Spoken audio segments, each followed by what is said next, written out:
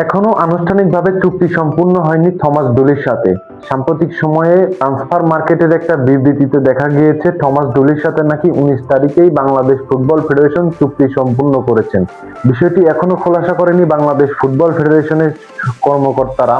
তাই আমরা এখনো ধরে নিতে পারছি না বাংলাদেশ ফুটবলের পরবর্তী যে নতুন কোচ তিনি আসলে কে, থমাস ডুলি নাকি অন্য কেউ। এখনো কিন্তু কোনো বিবৃতি পাওয়া যায়নি। এটা নিয়ে অনেক খোঁজ খবর চালালাম আজকে সারাদিন।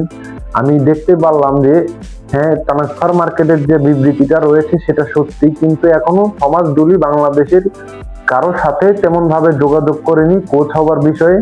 সাম্প্রতিক যোগাযোগ মাধ্যমে যেসব নিউজ দেখতে পাচ্ছেন এটা সম্পূর্ণই ভুয়া। এখনো কিন্তু থমাস ডুলি বাংলাদেশ ফুটবল ফেডারেশনের হেড কোচ হয়নি এবং বাফুফে কর্মকর্তারাও কিন্তু এই বিষয় নিয়ে কোনো আকাশ ছোঁয়া খবরও প্রকাশ করেনি। এখন দেখার বিষয় হচ্ছে থমাস ডুলি কবে নাগাদ বাংলাদেশে আসেন। গুঞ্জন রয়েছে 22 তারিখ 23 তারিখের ভিতরেই কিন্তু বাংলাদেশে আসার কথা থাকতে পারে থমাস ডুলির, কিন্তু এখনো কিন্তু তাদের সাথে চুক্তি সম্পূর্ণ হয়নি। এখন দেখার বিষয় বাফুফে কি নতুন কোনো কাহিনী নিয়ে হাজির হয় নাকি থমাস ডুলি বাংলাদেশ ফুটবলের কোচ হয়। ধন্যবাদ সবাইকে।